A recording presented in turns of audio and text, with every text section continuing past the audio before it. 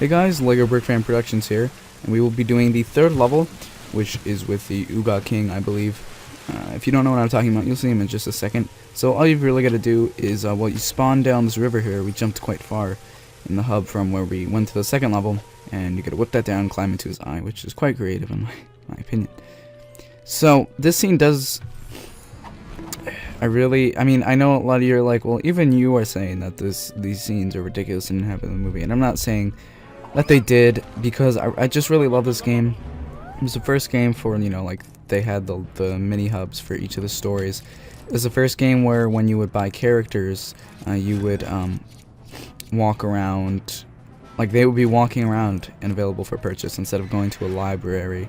Like in the first one, in Lego Batman, you had to go to the back computer, and in Lego Star Wars, the Complete Saga, and the other games, you had to go to, well, part in Mos Eisley Cantina to purchase characters. So that's like that. I was really happy about that.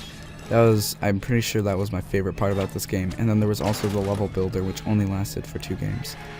This and Harry Potter years 1 through 4.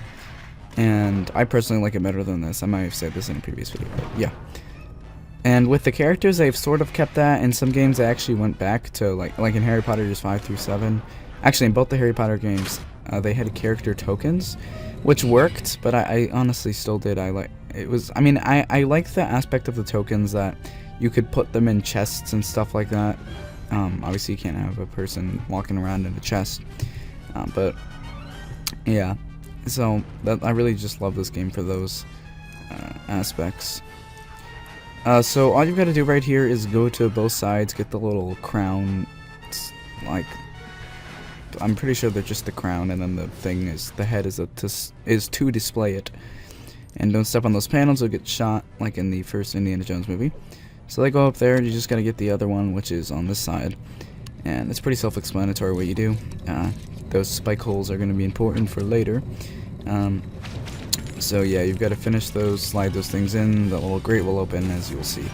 And then you'll get the key, and then put the key in the key socket, and then Marion can come across. You need her for this stiff.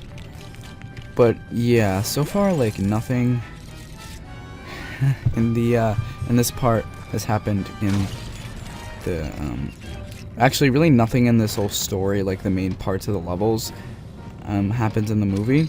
When I say the main parts of the levels, I mean like what you're doing in the levels. However, where you're going does happen in the movie. That's the thing. There's a conquistador. I'm kidding. I know it's conquistador. So, I'm gonna get Marion, come across here, and do stuff. So what I'm talking about is, for example, the first level was they never had to build a car boat. Marion drove a car into the water. That was it. They didn't have you build a car boat. Or they didn't have to build a car boat, I should say. And so yeah, you gotta go over there. You could get that stud if you wanted to, but... And there's the other head. And there's some bats. It's a bat moment.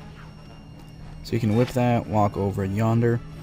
And the second level, they didn't really have a car chase at all.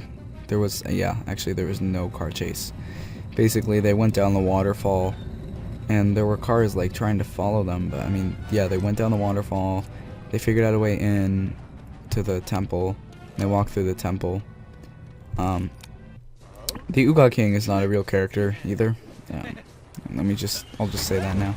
If you guys are wondering where was he in the movie, he's not in the movie. They made him up. I was thinking that initially, but they do have, you know, the part where the guys are chasing after them. But that's for next level. But for this, they had the scene where they were walking through. That's all that happened. They read stuff on the wall, and then the Uga started coming out, and they ran out of the temple because it had the huge temple-looking thing. And then they went up, and basically, actually, what happens in the movie, you do in between levels. For example, for the 5th one, to get into it, you have to, you know, break the sand blocks and stuff, or let the sand fall out, which happens in the movie. So it's kind of funny. Anyway, yeah. So all we gotta do is whip him, bring him over the spike hole things. So yeah, it's not very hard at all. And it was funny because I always thought of his crown as like an upside down like trophy. It just reminded me of that, and then before I realized it was actually a crown. Anyway guys, there should be a link to the previous level and the next level in the description below. Thank you for watching, stay tuned in for the 4th level, and this is LEGO Brick Fan Productions, signing out.